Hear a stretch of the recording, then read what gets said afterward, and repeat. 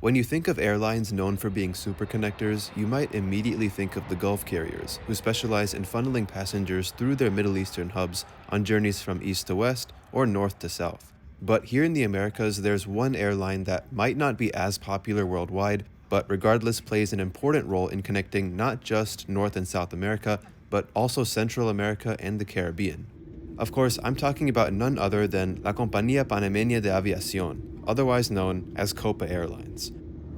The Panamanian flag carrier is one of the most prominent international carriers in the Americas, and it's an airline that I've always been curious to try. So in the next few videos, we'll be experiencing Copa Airlines on a trip not just to its home nation of Panama, but also onwards to Colombia. This video will cover the first leg of this trip from Chicago to Panama City on the 737-800 in economy class. Thanks so much for tuning in, y vámonos a Panama.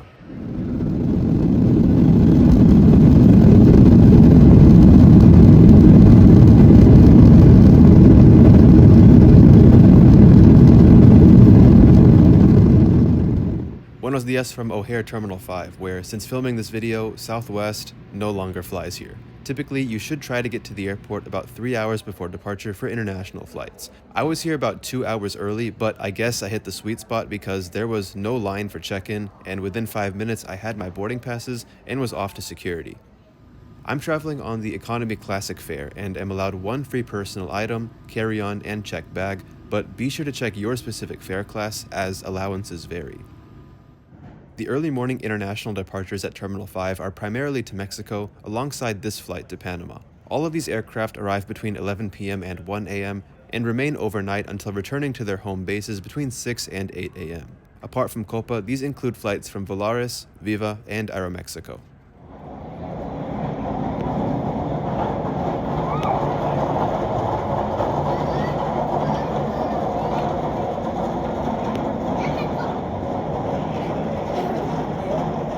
Una vez más, favor de tener el pasaporte abierto en el lado de la fotografía junto con su pase de abordar de manera individualmente. Si usted cuenta con un pase de abordar electrónico.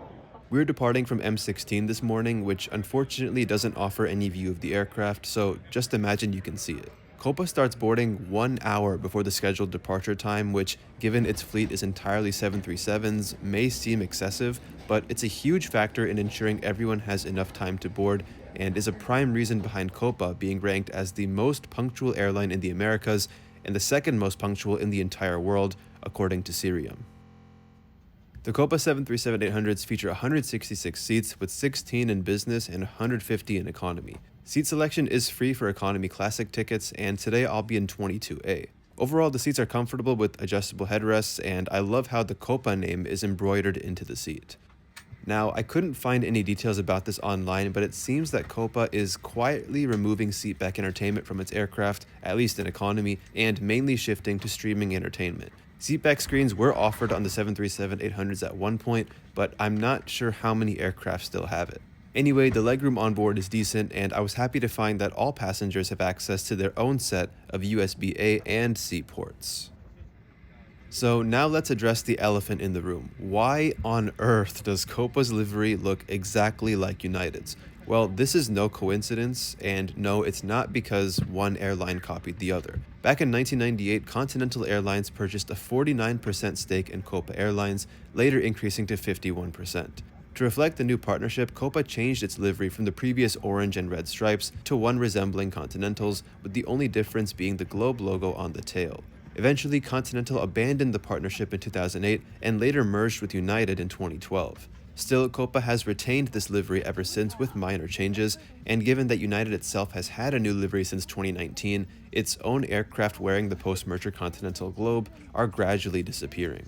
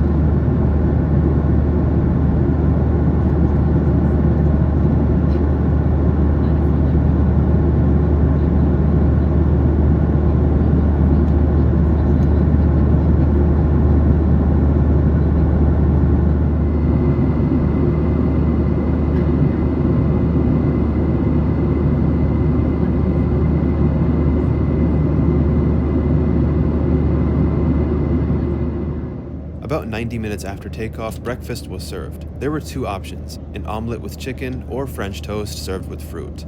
I went with the French toast and opted for guava juice as my drink. Overall, the tray was a lot smaller in comparison to Aeromexico, which I flew 3 years ago, but still the portion size was about the same, and it all tasted great. Of course, if we were flying United or any US airline on a flight of similar length, we wouldn't even get a proper meal, so this was much appreciated.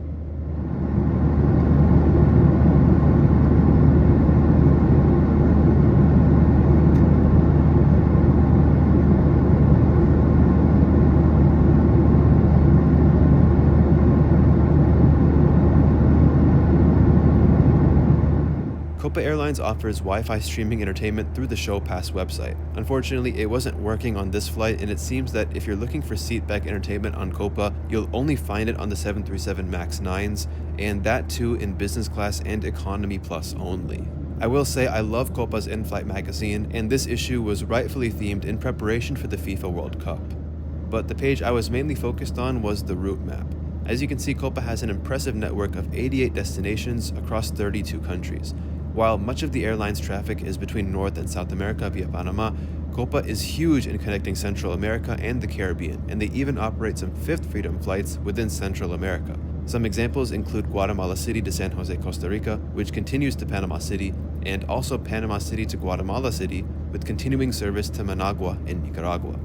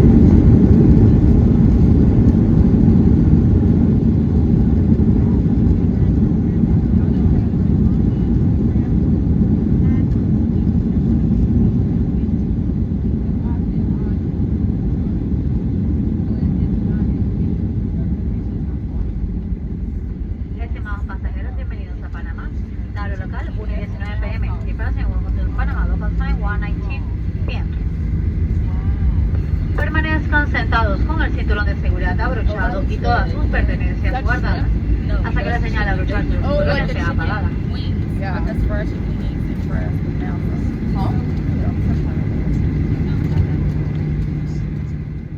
If you look closely, you'll see Copa's brand new red 737 MAX 8 painted in a special livery for Panama's national soccer team. All total, this ticket costs just under $674, which is very steep, but that's not the original price that I paid. Originally, I was supposed to take this trip in January, and the outbound journey was booked in business class. That original ticket was $544, split across business and economy. Unfortunately, right around that time was when the whole Venezuela situation happened, and I didn't want to take any chances traveling to the region, given that Colombia is right next door. So, playing it safe, I canceled that ticket and later rebooked it over the phone for May. Copa charged a $55 service fee alongside a $75 change fee. Both tough pills to swallow, but I couldn't let this ticket go to waste.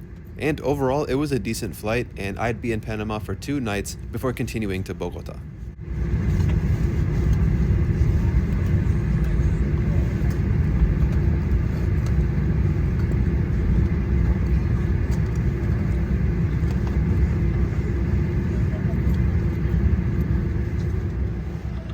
Immigration in Panama City was very quick, and I was through within 5 minutes. US travelers are told to bring a proof of funds, like a bank account statement, alongside proof of accommodation and proof of an onward ticket out of Panama. Today, the officer only asked for my hotel name and date of departure, and I was stamped into the country without any issue. We'll pick up next time with more stories about Panama as we continue south to Colombia. Until then, thank you so much for tuning in, and I hope you enjoyed the video. I will see you all again very soon, but until then, nos vemos y adios.